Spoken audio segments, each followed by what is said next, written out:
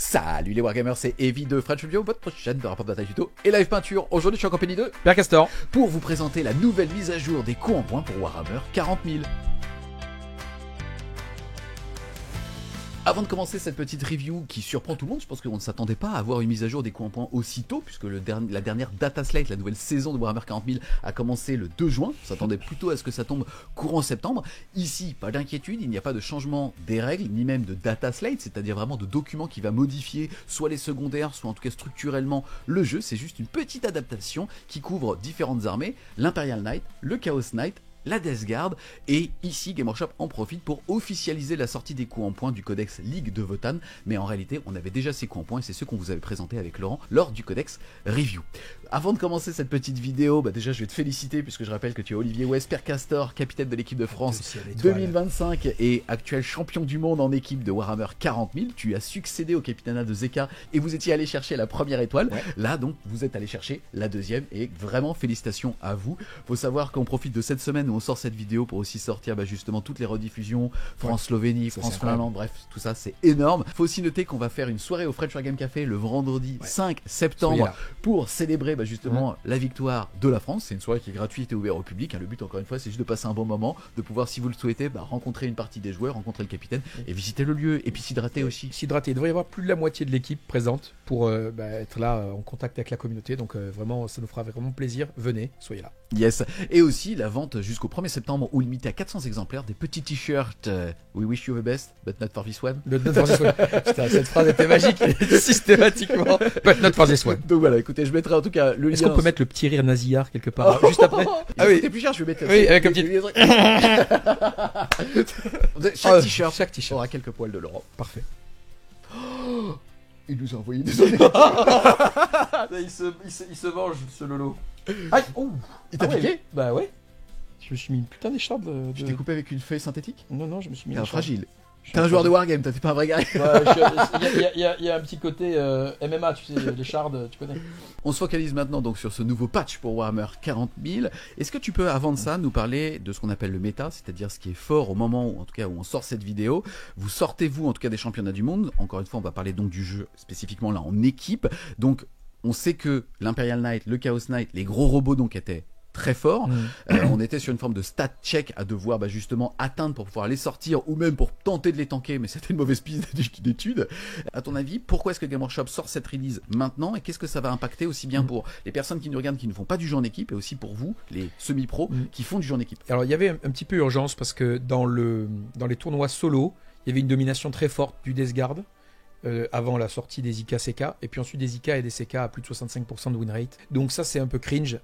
Par ailleurs en équipe nous on a franchi le sujet puisqu'on n'avait pas pris l'IK et le CK.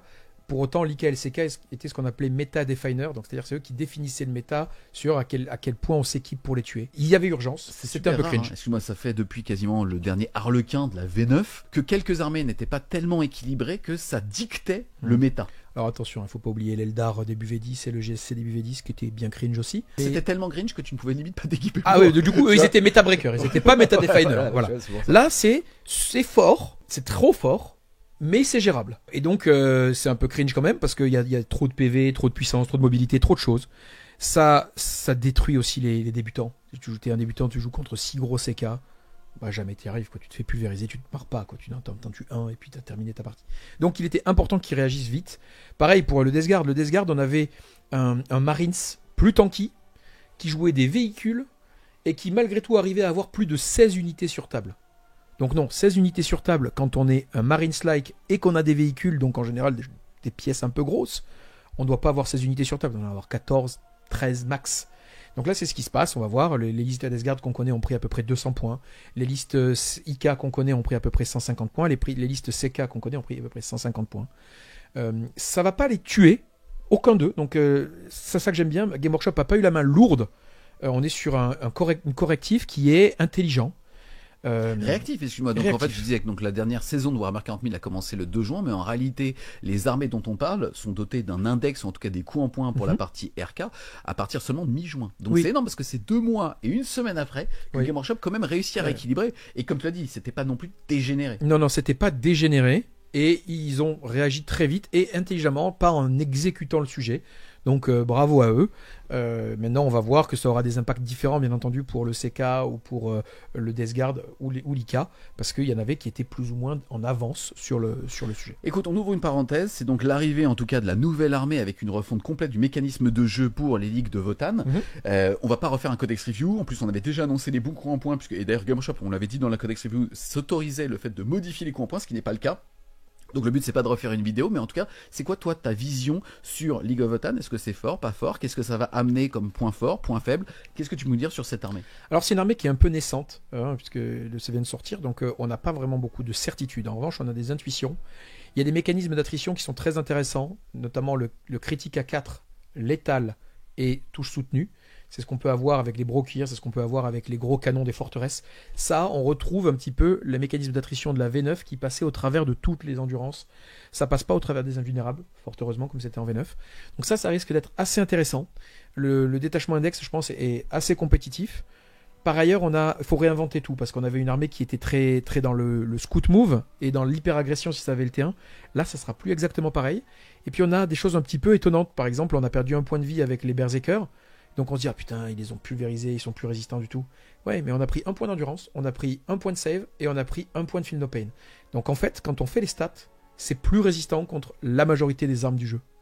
Et ça, c'est assez contre-intuitif. Même les armes Force 6, par exemple une Gatling de CK, Force 6, PA2, dommage 2, on se dit, putain, là vraiment, c'est l'arme parfaite pour éclater. Ben non, en fait, c'est moins fort, ou équivalent à ce que c'était avant. Donc, on a un Votann qui va être surprenant. Et il va falloir s'habituer parce que, comme je le disais, ces mécanismes d'attrition sont nouveaux. Il va falloir identifier comment on joue autour de ses points de rendement. Et puis il va falloir identifier aussi comment on joue autour de sa règle d'armée, puisque c'est une règle d'armée qui est essentiellement basée sur le contrôle d'objectifs ou la conquête d'objectifs. Plus 1 pour toucher si vous êtes sur un objectif, ou plus 1 pour toucher si vous tirez depuis un objectif. Et donc ça, c'est pour les joueurs adverses, des moyens de jouer autour. Je pense que ça va être, ça va être compétitif. On va en voir au Big Four. Et on va en voir dans ce début de saison. Et c'est assez excitant parce que à la première lecture du codex, on pouvait avoir quelques petits étonnements ou des déceptions. Ne soyez pas déçus, ça va être fort. De toute façon, le passage d'un index à un codex crée plein de gameplay. Finalement, même le gameplay qu'on connaissait à base de berserker qui court à torse nu dans la pampa, on l'a toujours avec encore plus de tricks de mouvement dans le détachement spécifique et aussi l'armée de tir qu'on a avec le détachement index. Tout à fait, on peut faire une rotation de berserk qui arrive et qui vont s'envoyer. Alors ils partent à la mort parce que la première fois que j'avais lu le codex, je pense que c'était le cas aussi de Laurent, on s'est trompé, on a cru qu'ils pouvaient repartir juste après avoir tué. En fait, c'est à la fin de la phase de corps à corps adverse qu'ils peuvent repartir, donc normalement ils seront morts, mais comme tu peux les renvoyer en FEP, tu peux en jouer 6, tu peux toute la partie avoir des berserks qui FEP, et puis ou rapid ingress, et advance charge, et boum dans ta mouille. Donc ça c'est assez intéressant. Donc je pense qu'il y en a effectivement au moins 2 détachements qui vont être regardés pour le compétitif, mais les autres sont aussi intéressants pour même le jeu tout court. C'est le détachement index, le premier, dans lequel les forteresses et les brokirs vont être absolument désespérants. Pareil pour au moins un pack de Terminator, avec la relique, ou alors que le détachement des berserkers qui va être assez swag, et puis oui, c'est des mecs torse nu comme tu dis, donc qui arrivent comme des fous avec des haches, on a envie de voir ça. Yes, on change d'armée, on passe maintenant sur les modifications apportées au coup en point du codex Death Guard. Oui. Déjà de façon complètement structurante, on voit que dans le détachement Marteau de Mortarion, il y a une amélioration qui prend 10 points, c'est Vril et Fluve. Oui, c'est l'amélioration que tout le monde jouait sur le personnage qui permet de relancer toutes les touches des armes blast, ou les 1 pour toutes les autres armes. Il ajoutait à ça la possibilité de rester agent solitaire, donc d'avoir une forme de survivabilité, de soutenabilité en étant à côté d'un véhicule, comme un peu un tech marine, et il permettait de relancer les as pour blesser, donc ça donnait vraiment une hyper attrition. Là, ils ont dit, bon ok, ça tout le monde le prend, on va y mettre 10 points déjà. D'accord, donc 30 points d'amélioration, ça fait partie des améliorations vraiment tranche haute. Oui. Ensuite, quasiment que du rouge. Qu'est-ce que tu peux dire sur ça? Est-ce que tu penses que c'est intelligent? Toi, tu as parlé tout à l'heure d'un ajustement qui est plutôt bien et pas d'un nerf hammer, donc trop brutal. Non, c'est très bien parce que il y avait le sentiment de ressources infinies chez le Death Guard. Il avait aussi bien des POX qui sont infiltrés et qui sont très difficiles à trade, donc c'est des openers, donc des unités d'ouverture extrêmement fortes. Ça vaut que dalle, ça vaut 65 points maintenant, mais ça valait 60 points avant, ça vaut toujours que dalle, donc ça c'est chiant. Et derrière, même ces unités d'hyper-attrition valaient rien. 100 points un drone qui te fait D6 plus 2 tirs, force 10, quand il te met moins 1 endurance, PA3, parce que PA2 plus 1, enfin moins 1 de save, dommage 3, c'était, même à 120 points, on va en jouer 3. Voilà. Donc ça donnait une impression de ressources infinies qui était tout à fait désagréable. Là, ce qui est hyper spammé se retrouve un peu corrigé. Un pack de Shroud avec leader, ça a pris 30 points. 20 sur les Shrouds, 10 sur le personnage. Le drone exocrine, moi que je l'appelle, donc le drone de tir, il a pris 20 points. Le drone de corps à corps, il a pris 10 points. Les Miphytiques, ils ont pris 10 points.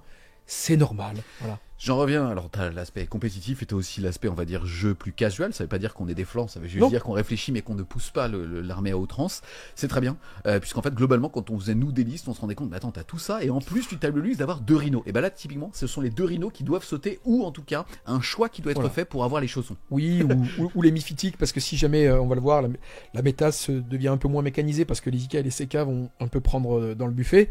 Les Miphytiques, c'était ceux qui étaient aussi conçus pour attaquer plus un pour toucher, plus un pour blesser les véhicules. Moi, ils m'ont toujours donné le sentiment d'être en trop. Comment ça, on joue à 2200 points là. Qu'est-ce que font ces Miphytiques ici?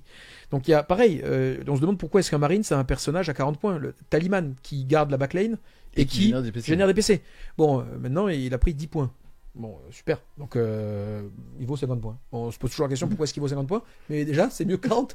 Voilà. Donc, je pense que c'est intelligent de la part de Game Workshop parce qu'il fallait pas y aller trop fort. Hein. Ça reste une armée qui a des failles, qui est pas très rapide, mais il fallait que ça cesse parce que ces Shrouds avaient trop de valeur. Tant que les bodyguards sont là, le personnage a un insensible à 4. Du coup, concrètement, il a pas 6 PV, il en a 12 en vrai. Parce que c'est très fréquent que tu sois sur la même activation quand tu as tué le dernier bodyguard et que tu commences à taper le personnage. Ensuite, il revit sur un de plus. Donc ça fait une ressource qui est double en fait. Donc on dit ils avaient 16 unités, mais en fait ils en avaient 18 parce que les 2 personnages revenaient. Bon, là ça va permettre à tout le monde de souffler un peu. Ça va aussi affaiblir considérablement ceux qui jouaient en easy mode, c'est-à-dire en Hammer of Mortarion avec des tirs sans ligne de vue et qui déjà souffraient un petit peu de ressources en ligne de front. Là, ils vont vraiment souffrir de ressources en ligne de front. Et donc, 210 points, tant mieux. Et donc, concrètement, ça veut dire que on va plutôt, à mon avis, aller chercher du Virulent. D'ailleurs, nous, on a montré au WTC que c'était mieux le Virulent ou du Champion. Parce que ce sont les 2 détachements dans lesquels on peut tirer le maximum des unités avec, pour les Plague Marines, full relance des touches et des blesses au tir. Ou avec les Death Shroud, full relance des touches et des blesses, critique à 5, sustain et létal pour les Shrouds ou les Plague Marines au corps à corps. Donc, le Death Guard n'est pas mort. Il a juste été recalibré pour qu'on passe du bon temps avec lui. Je trouve que c'est très bien ce que tu dis. On est vraiment sur une armée qui va être une bonne armée de Warhammer 40 000. Clairement, il sera toujours dans le ventre haut. Hein. Enfin, tu vois ce que je veux dire? Ah ouais, clairement. Mais moins con. Et vous aurez toujours une armée qui est forte. Donc n'hésitez pas, si jamais vous êtes en train de les peindre ou que vous voulez commencer cette collection, c'est toujours très bien. Et encore une fois, c'est vraiment très subtil ce qu'a fait Game Workshop. Oui. On n'est pas sur un Nerfhammer qui va rendre le truc complètement injouable, ce qui est très favorable. Oui, tout à fait. On passe maintenant au Chaos Knight. On reste un petit peu dans le chaos. Ouais. Donc là, je le rappelle, hein, eux, ils ont eu la chance d'avoir un codex comparativement aux Imperial Knights qui, eux, ont eu entre guillemets un index quelques semaines après. Donc ils ont harmonisé les châssis en perdant un point d'endurance, c'est-à-dire que les classes Questoris, c'est-à-dire les intermédiaires, sont passés globalement d'endurance 12 à endurance 11 et modification au niveau des OC et rajouter un petit peu de PV. Il y avait plusieurs builds potentiels, il y avait tout simplement le fait de jouer 5 gros, 2 petits, 5 gros, des alliés chaoteux, donc des démons, ou alors potentiellement d'aller chercher 6 gros en prenant uniquement parmi les 6 les pillards et les abominons qui étaient donc les moins chers. Absolument. Là, on va toujours pouvoir jouer 5 gros. C'était vraiment pour éviter les aberrations des 6 ou en tout cas trop de pauses, c'est-à-dire des gros plus des petits qui vont être des openers, qui vont être potentiellement justement des repousses faibles et ainsi de suite. Exactement. Alors, on verra si c'est suffisant.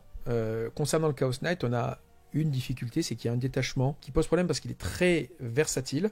C'est le détachement infernal. Yes, on rappelle la règle du détachement infernal. À votre phase de commandement, vous allez décider de faire des tests de commandement. En général, les gros ont 6, les petits ont 7. Donc en termes de statistiques, même les petits ont plus d'une chance sur 2 de les réussir. Si jamais vous les ratez, vous allez prendre des 3 blessures mortelles. Mais quoi qu'il arrive, vous allez obtenir un fameux bonus. Ouais. Le bonus, c'est le fait d'être maudit. Et dépendamment de à quel moment vous allez lever cette malédiction, ça vous donne un bonus. Phase de mouvement, très fort, on peut ajouter 3 pouces de mouvement. Je rappelle que maintenant, les gros, les titanesques marcheurs ont la capacité de passer à travers les murs, moyennant justement le lancer d'un dé, et sur un 1 on est branlé. Mais on garde quand même justement son attrition et ainsi de suite, parce qu'on garde sa malédiction. Au bout de 13 ou de 15. Ouais, c'est énorme, hein. Les lancers qui passent à 17, ça fait pas rire, parce qu'il y a de 14 de base, potentiellement 17, c'est vraiment quand même une dinguerie. Les attrapos qui bougent du coup de 15, même les carnivores qui se mettent à bouger de 17. Ouais. En autre levier pour lever la malédiction, c'est le fait de booster son attrition, au tir ou au corps à corps, de passer avec touche soutenue ou touche létale. Oui. Et en tanking aussi, dès que vous êtes ciblé par une attaque, vous pouvez lever la malédiction au début d'une phase et obtenir une invulnérable à 5 qui donc marche au corps à corps, là où normalement le game design fait que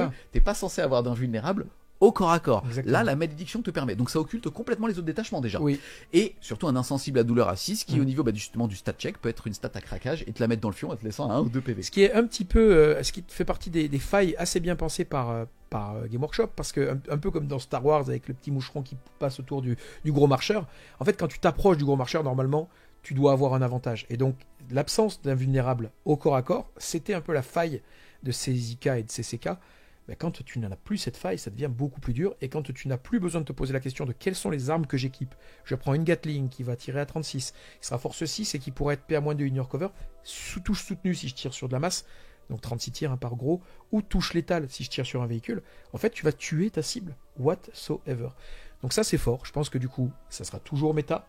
Concrètement, vous perdez un petit et vous continuez sur votre lancée. Donc oui, on n'a plus le détachement, enfin les 6 gros façon liste allemande qui était un peu teuteux, mais on a toujours le même liste par exemple que celle que jouait Bjorn, donc le meilleur CK des WTC avec 3 gros double Gatling, des alliés démons, donc Rotigus, Bête de Nurgle, 3 Nurgling, et lui il avait 4 petits, bon il en aura 3. La belle affaire. Yes, on voit une modification donc aussi de l'amélioration Rôdeur du Warp dans le détachement Seigneur de l'Effroi qui prend 15 points. Elle était à 10, elle passe à 25. C'était quoi ça? Elle était un peu donnée. C'est le blink, c'est ce qui te permettait d'avoir la règle frappe en profondeur. Donc si tu étais mis en réserve, tu pouvais arriver au milieu de la table, par exemple en rapid ingress. Et elle te permettait aussi de ce qu'on appelle up and down, donc de retourner en réserve une fois par partie. Bon, c'est très fort, ça ne mérite pas un 10. C'est pas très joué, donc je pense que la correction, parce qu'en fait l'Infernal est plus joué, mais la correction c'est un souci d'équité interne du codex. 10 points pour un truc aussi fort, ça n'a pas de sens. On enchaîne ensuite avec donc la dernière modification, ce sont les Imperial Knights. On rappelle que eux, depuis mi-juin, ont eu un index un petit peu justement mis à jour pour l'harmoniser avec le Chaos Knight. On l'espère, en tout cas en attendant, l'arrivée assez proche d'un codex. On rappelle ici que la règle d'armée, c'est le fait de choisir au début de la partie, donc quelque chose d'adaptatif qui est plutôt bon, la notion de devenir honoré dépendamment de ce qu'on va chercher à faire, soit contre l'objectif dans le camp adverse, soit détruire le seigneur de guerre adverse pour nous octroyer différents bonus. Aujourd'hui, un seul détachement dans l'index, le fait d'avoir tout le temps un insensible à douleur à 6 et si on est honoré de le passer à 5, et là on voit donc une augmentation globale des coups en points un petit peu à la manière du CK. Quelle était pour toi déjà la différence entre CK et IK?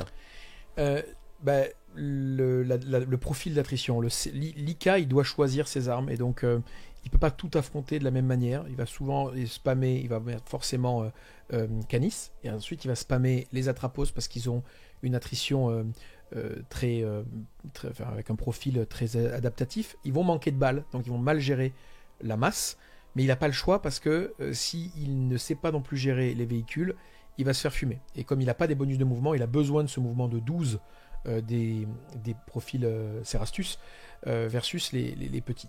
Donc le CK qui performait, il jouait 4 petits Elverine qui lui permettait déjà d'être très bon dans le miroir parce que grâce au Cerastus, il faisait full relance des touches et des blesses contre les Titanic.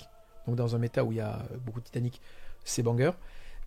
Aussi parce que... Moi je rappelle, c'est une attitude de Lich qui était donc donnée aux petits. Absolument, qui du coup était rare avant, mais comme là le méta est rempli de titanesques, ça l'est moins. Tu peux passer force 10, PA2, dommage 3 avec toutes tes Elverines et ça te permet d'avoir des openers intéressants pour pas engager tes gros tout de suite sur les objectifs. Donc ça en jouait 4. Et puis derrière 3 gros plus Canis, donc ça faisait 4 gros. Bon, c'est bien que ça ait pris un petit tarif. Il faut voir quand même que eux, par contre, en format WTC, ils étaient un peu derrière. Parce que, contrairement au CK, ils peuvent pas tout gérer. Le CK, il gère aussi bien la masse que les véhicules. Lui, il gère assez mal la masse. Il a ses invus au corps à corps, puisque les profils Cerastus ont des invus au corps à corps de base. Là, il va un petit peu souffrir de ça. Il faut comprendre aussi que Game Workshop fait ses ajustements par rapport à la scène compétitive internationale, notamment l'UKTC ou l'IKTC, donc au United Kingdom ou USA.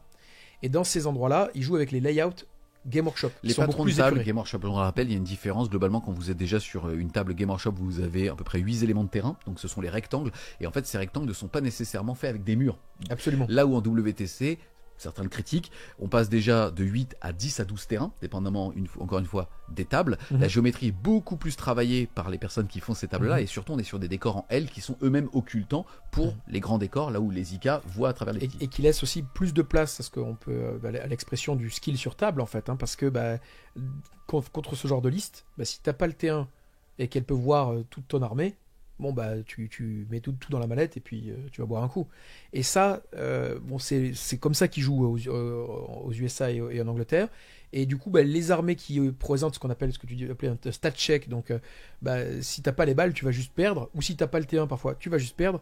Bon, il faut qu'elles prennent un peu sur le museau, donc l'IK sera pas si fort que ça en WTC et va quand même prendre un petit peu. Il va pas disparaître, mais il va quand même être moins présent.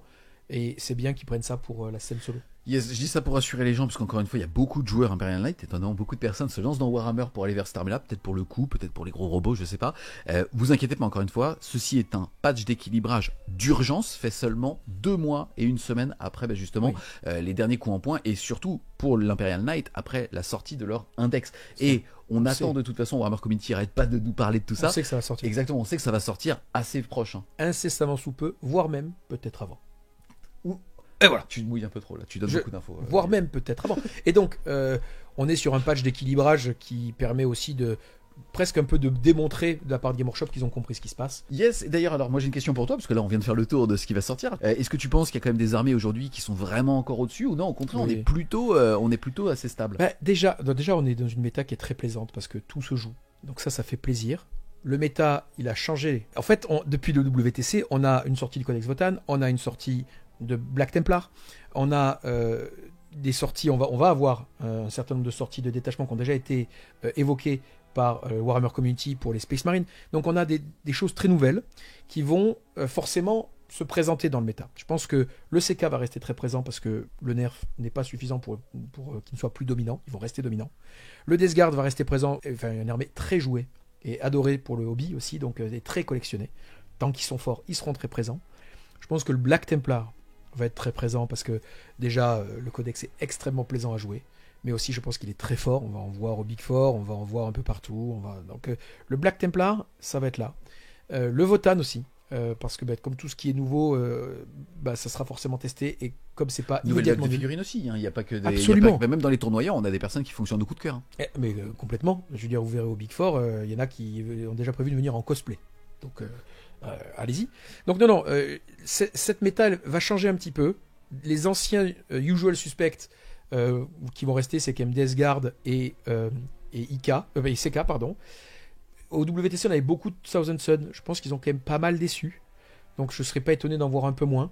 Je serais pas étonné de revoir un petit peu d'Emperor Children qui avait été un peu centrifugé à cause de l'hyperprésence des IK, des CK et du Death Guard tir sans ligne de vue. Le Death Guard Hammer, à mon avis, va progressivement céder la place aux Virulent ou aux champions. Donc on va voir revenir de l'Emperor Children, on va voir revenir du Marines-like un peu partout, typiquement la liste de tankers. Je pense qu'il y a des gens qui vont vouloir l'essayer parce que ça a quand même très bien fonctionné, les 80 Berserk. Donc voilà, je pense que la méta va s'orienter autour de ça et des nouveautés, et c'est très équilibré parce que du coup, moi j'ai le sentiment que les choses sont quand même très ouvertes. L'Eldar va pas être moins bon, donc va être joué. Le Drukhari qui a pointé le bout de son nez pendant le WTC risque d'être à nouveau présent parce que ça gère assez bien le SM-like. Donc si on a du SM-like en quantité, pourquoi pas mettre du Drukhari. Donc je pense que ça va être une très belle séquence méta. J'ai hâte de voir. Yes, et dernière question pour toi. Qu'est-ce que tu penses aujourd'hui du Chevalier Gris que tu as pu affronter la dernière version? Est-ce que tu penses qu'il y a quand même des choses à faire? Est-ce que tu penses que ça surprend très positivement? Moi, je te dis mon point de vue, je suis très surpris positivement. Parce qu'en fait, encore une fois, on avait parlé de saveur, pas d'échelle de puissance, parce qu'en échelle de puissance, il y a toujours des choses à faire, même des listes à base de Razorback ou tout ça. En tout cas, je trouve que finalement, c'est pas si mal quand on le joue, c'est-à-dire qu'on a quand même du plaisir. Alors, avoir du plaisir, ça, j'en doute pas.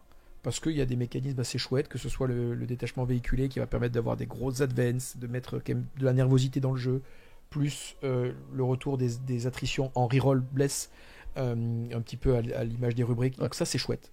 Je pense aussi qu'il y a au moins 2 détachements qui peuvent être compétitifs. Celui des véhicules, mais aussi celui des banishers, donc celui qui donne touche soutenue ou touche létale au corps à corps sur les armes Némésis. Je suis pas certain qu'il se situe en haut du classement. En revanche, quelqu'un qui est un passionné de GK, il peut les prendre et pas raser les murs quand il va en tournoi. Il peut performer en tournoi avec ça. J'ai aucun doute là-dessus. Je pense quand même que ce sera un petit peu en dessous du reste de ce qui est proposé, donc ça sera pas dominant. Mais un mec qui joue très bien, il peut vraiment surprendre, comme tu dis, parce que il y aura très peu d'entraînement contre. C'est déjà pas une armée très jouée. Et en plus de ça, c'est une armée très récente. Il peut vraiment surprendre. Donc moi, je suis aussi agréablement surpris. C'est-à-dire que quand on avait fait la review, on a parlé de la saveur et du putain, les gars, vous nous avez habitués à mieux. D'ailleurs, là, ils démontrent qu'ils sont capables de mieux et d'hyper-réactivité. Donc, je change pas d'avis là-dessus. Ils nous avaient habitués à mieux. Pour autant, si vous êtes joueur GK, mettez pas votre codex à la poubelle. Vous pouvez vraiment jouer en compétition et avec des potes. En fait, c'était plus de l'ordre de la vexation. Déjà, il t'enlève 4 d'Andrago, il dilue la saveur sur plusieurs détachements. Honnêtement, pour l'avoir testé, ça reste quand même très très cool. Oui. Et avec une bonne. Je trouve que l'échelle de puissance est plutôt bonne en fait par rapport à l'armée. Tout à fait, tout à fait. Donc là-dessus, la question qui se posera, c'est est-ce que ça trouve ses cibles dans la méta? Typiquement, je crois que le CK n'est pas une de ses cibles, et donc si le CK reste, il faudra juste esquiver. Pareil, l'Eldar en ce moment est assez dominant dans la méta. Et donc l'Eldar, pareil, c'est chiant à trouver, parce que ça va où ça veut, ça met des mortels, on déteste ça en GK. Donc s'il y a trop le DG, t'as ta Seva 2 et ton invu à 5, le DG il fait allez, Seva 3 du 4, allez, tire-toi. Bon. Donc ça fait quand même encore quelques clients un peu pénibles pour l'hyper compétitif team. En revanche, vous partez avec une liste en solo, rien ne vous empêche de faire premier ou de faire top 3, rien. Yes. Eh bien écoute, en tout cas un grand merci à toi d'être venu pour cette petite vidéo plaisir pendant l'été. Je rappelle les choses importantes. Déjà c'est le t-shirt We Wish You the Best but not for this one, sans les poils de Laurent. C'était une pub mensongère, je précise. Voilà. Et surtout la soirée au French Wargame Café le vendredi 5 septembre avec une grosse partie de l'équipe de France. Donc c'est 29 rue Louis Leblanc dans le 10e arrondissement de Paris. Mais restez accrochés aux réseaux sociaux pour avoir plus d'informations. Un grand merci à toi Olivier justement d'être venu nous présenter cette petite mise à jour des coups en point de Game Workshop. Les amis, on espère clairement que vous allez aimer cette vidéo. Si c'est le cas, n'hésitez pas à mettre un gros pouce bleu dessus, à la commenter, à la partager si vous voulez tanner vos potes pour qu'ils se mettent avec vous à Warhammer 40 000. Si jamais vous voulez supporter French Wargame Studio, n'hésitez pas à aller faire un tour sur son Tipeee, le lien sera en description. Et nous on vous dit à plus les Wargamers.